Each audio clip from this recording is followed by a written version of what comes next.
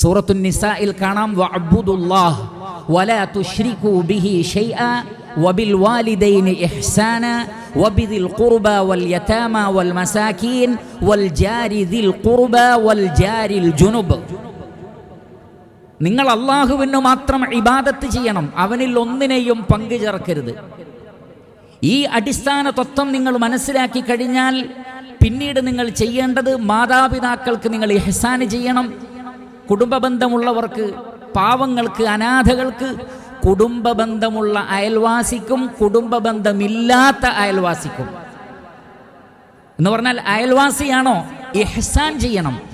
എന്താണ് ഇഹ്സാൻ? അതിൻ്റെ ആദ്യപടി, ഒരു കാരണവശാലും തൻ്റെ അയൽവാസിക്ക് ഒരു ഉപദ്രവം വരുത്താതിരിക്കുക.